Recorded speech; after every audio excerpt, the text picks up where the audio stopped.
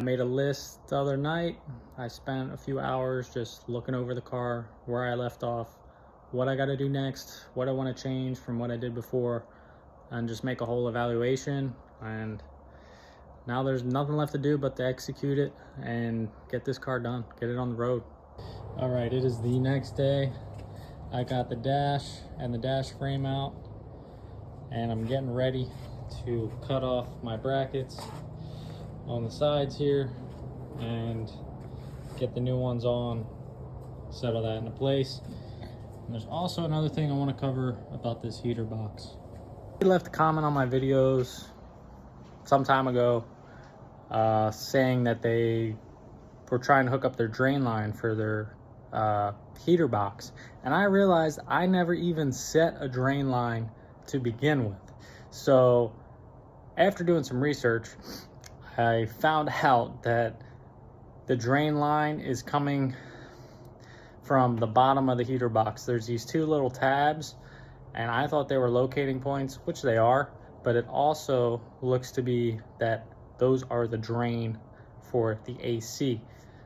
So I need to pull the heater box and get that line situated and remount it if I have to, but yeah, I want AC in this car, so that needs to be there.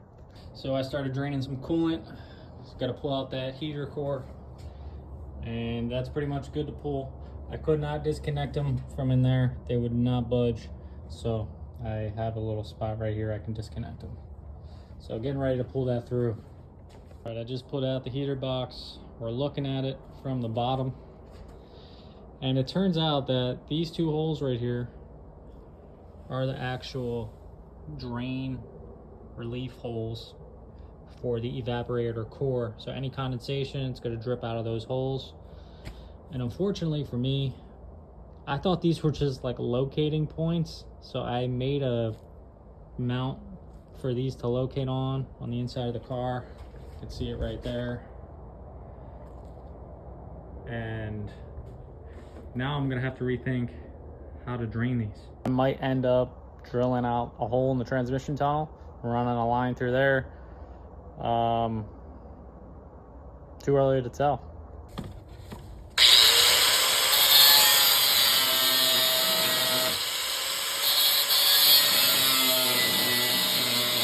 Man, for as bad as these welds look, they sure are strong. This thing is not coming off easily.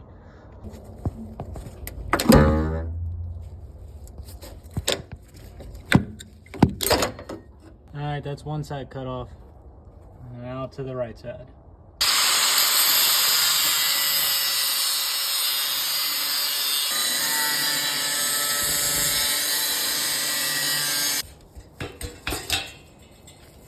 All right, I finally got this thing set in here. Level, centered, even on each side. Here's a level for the record. If we change it this way, we are good to go. So now I got to make my brackets, measure out all this stuff, and get this thing tacked in here. Got the welder fired up, about to tack in these brackets.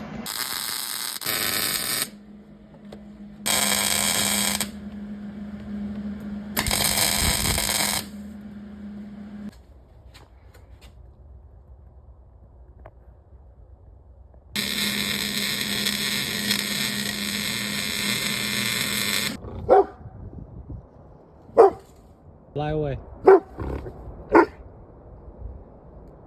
Well, it's been a few days and I figured out a solution for the drain line on the heater box. I ended up cutting off the sides where those two tabs go, and that gave me enough clearance to run a line down the side.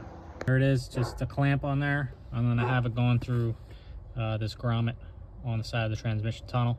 Same thing for the other side.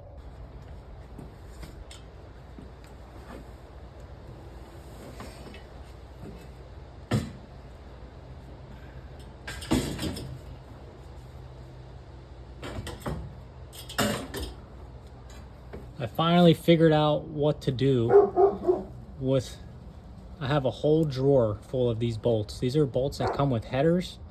And when you install headers, these aren't long enough. So I got all these extra bolts from installing headers, and they're brand new. So I used them for my dash frame.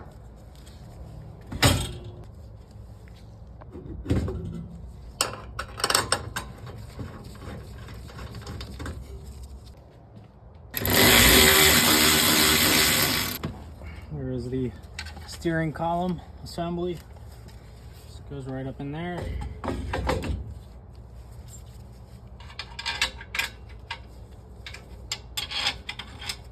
This is honestly probably the biggest hiccup with this swap. I wonder how many other times I said that. So this is what we got. That is the steering column, and that is the rest of the shaft. And they do not line up. And if I do line them up, they hit the brake pedal. No good. I also had an idea to move the brake pedal over a little bit. I could space out where the actual pedal bolts up to the assembly, cut those pieces out and just move it over like an inch, but then it's a little too close to the clutch pedal, and then we're just doing more cutting and welding. Try not to cut up what I already got the best I can, but you know, if this fails, we might have to do that. I can always offset the pedal pad, but let's see what I can come up with. All right, so this is what I'm thinking.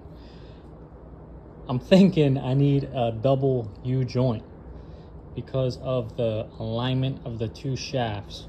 So I went to my local junkyard, and turns out that the 99 to 04 U-joints are pretty much identical to an S550, which is, I mean, not really that hard to believe, but it's kind of funny that Ford just keeps the same specs, you know, from 20 years ago.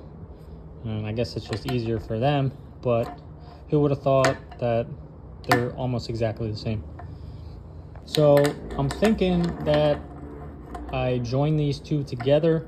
I might trim this a little bit, just so it's not as long.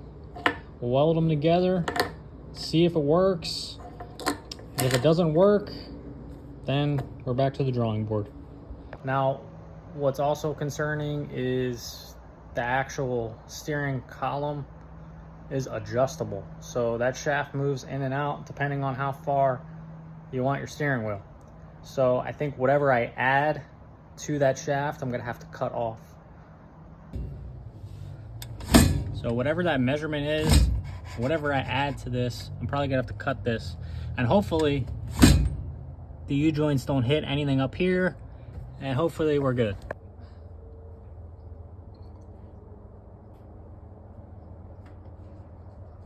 Stay tuned for an update for the next part, and we'll see you then.